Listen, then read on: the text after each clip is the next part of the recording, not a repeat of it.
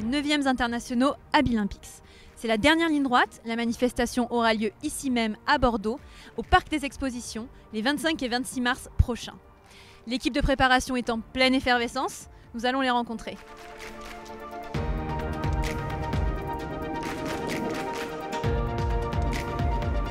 Nous voilà donc sur les lieux, l'organisation bat son plein, nous allons jeter un œil à l'intérieur et interviewer les membres de l'association.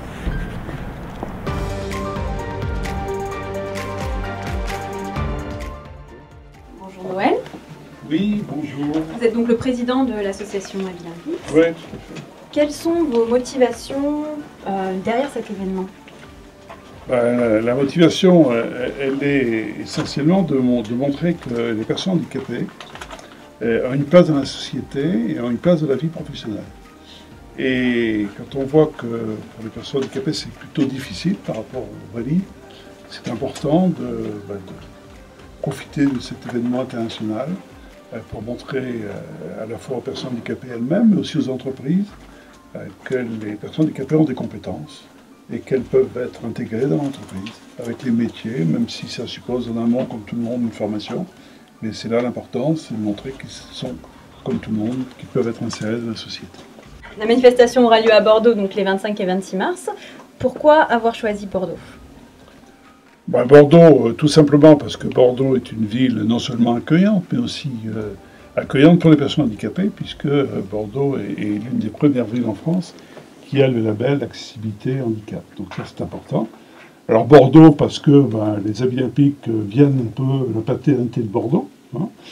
Ça a été créé, je dirais, c'est à partir de Bordeaux où l'idée a germé de participer au mouvement Abilympique en créant une première équipe de France qui était à Séoul et où il y avait tout de même 7 Aquitains sur 8. Bonjour Eric, pouvez-vous nous dire vous nous donner votre fonction au sein de l'équipe Abilympique, nous expliquer en quoi selon vous cette manifestation a un intérêt pour le grand public ? Alors je suis le délégué général de cette association, mis à disposition par la GFIP pour la structurer et organiser l'événement, avec bien évidemment l'appui de mes collègues et sous la présidence de Noël que vous venez de rencontrer. L'intérêt pour le grand public, c'est vraiment de changer de regard, c'est de s'apercevoir que les personnes handicapées ne se définissent pas par leur handicap. Elles ont beaucoup plus de richesse, beaucoup plus de diversité, comme tout être humain d'ailleurs, et comme toute personne. Et qu'à partir de ce moment-là, si on les définit uniquement par leur handicap, on va les définir par leur incapacité, elles vont elles-mêmes se persuader qu'elles ne peuvent plus faire un certain nombre de choses. Alors que, en définitive, quand on regarde les potentiels de ces personnes et le potentiel de chacun, on est en capacité de se projeter sur du travail, sur des métiers, sur un avenir. Et donc l'enjeu pour le grand public, c'est d'essayer de regarder non pas la personne handicapée, mais plutôt la compétence, la personne qu'il y a derrière cette façade. Où en êtes-vous de la préparation aujourd'hui ?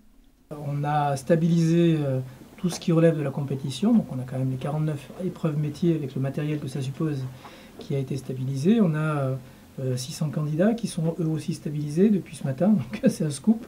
Et puis autour de cette manifestation et de cette compétition, il y a tout un tas de conférences qui vont permettre à la fois aux employeurs, mais pas que, au grand public également, leur permettre de voir que finalement il est nécessaire d'avoir une approche globale des situations et qu'on ne peut pas regarder les personnes par leur particularité de personnes handicapées, mais bien dans leur globalité, comme pour une entreprise, on ne peut pas les regarder dans leur spécificité uniquement, mais plutôt dans leur globalité.